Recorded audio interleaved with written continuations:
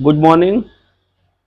आज हम आप लोगों को फिजिक्स के कुछ महत्वपूर्ण सूत्र बताएंगे जो कि किसी भी एग्जाम में बहुत ही महत्वपूर्ण है, चाहे वो 9th का एग्जाम हो, चाहे 10th का हो, चाहे 11th का हो, चाहे वो 12th का हो या कोई अन्य कंपटीशन में हो।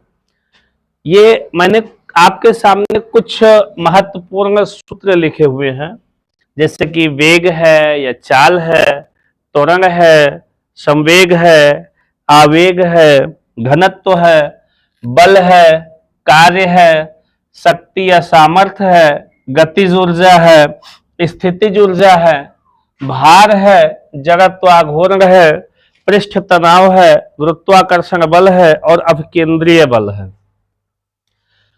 ये चीजें हम लोग होती तो छोटी छोटी हैं, लेकिन पढ़ के छोड़ देते हैं, और जब भी कभी हम कोई भी न्यूमेरिकल हल करते हैं तो उसमें हमें इन चीजों की आवश्यकता पड़ती है। जैसे यहाँ पे लिखा हुआ है वेग या चाल। अब वेग या चाल जो होता है, इसका जो फार्मूला होता है वो क्या होता है? तो वेग या चाल की अगर हम बात करें तो वेग हो या चाल हो तो उसका फार्मूला होता है वेग बराबर होता है विस्थापन बटे समय।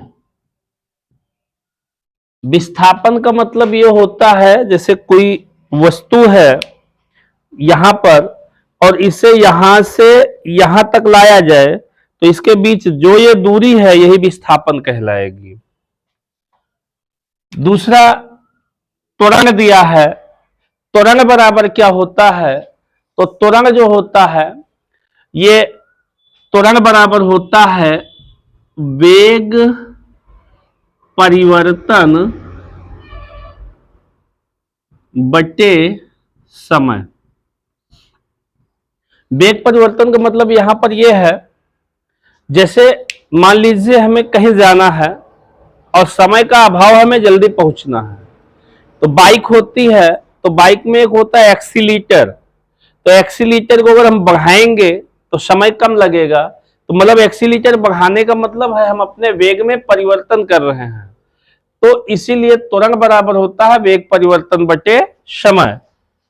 वैसे ही तीसरा अगर बात करें जो संवेग होता है, अच्छा अगर बात करें तो त्वरण को हम लोग ए से प्रदर्शित करते हैं और समय को टी से प्रदर्शित करते हैं, और जो वेग में परिवर्तन होता है उसमें कुछ हमारे पास प्रारंभिक वेग होता है और कुछ हमारे पास कुछ समय के बाद का वेग होता है। तो इसे हम लिख सकते हैं ए बराबर वी माइनस टू अपॉन आई।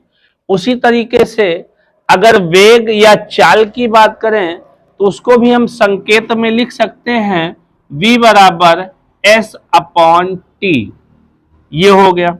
तीसरा, अगर संवेग की बात करें तो संवेग को हम लोग जो है p से प्रदर्शित करते हैं, और संवेग बराबर होता है द्रव्यमान गुणे वेग। संवेग बराबर क्या होता है? तो द्रव्यमान गुणे वेग, और संवेग को p से प्रदर्शित करते हैं, द्रव्यमान को m से प्रदर्शित करते हैं और वेग को v से प्रदर्शित करते हैं। तो p बराबर हो जाएगा m इंटू वी। उसी तरीके से अगर बात करें आवेग की, तो आवेग बराबर होता है बल गुणे समयांतराल। बल गुणे समयांतराल। तो आवेग, जैसे संवेग था तो संवेग को p से प्रदर्शित करते हैं और आवेग को j से प्रदर्शित करते हैं, तो j बराबर हो जाएगा f गुणे t। घनत्व की बात करें, जिसको हम लोग अंग्रेजी में डेंसिटी बोलते हैं, घनत्व की बात करें तो घनत्व बराबर होता है द्रव्यमान बटे आयतन। द्रव्यमान बटे आयतन। घनत्व को d से प्रदर्शित करते हैं, द्रव्यमान को m से और आयतन को v से प्रदर्शित करते हैं। ये केवल हम सूत्र बता रहे हैं, उनके मात्रक नहीं बता रहे हैं। जब मात्रक की जरूरत पड़ेगी वहां बताया जाएगा। बल बराबर क्या होता है? तो बल बराबर होता है द्रव्यमान गुणे त्वरण। बल बराबर होता है द्रव्यमान गुणे त्वरण।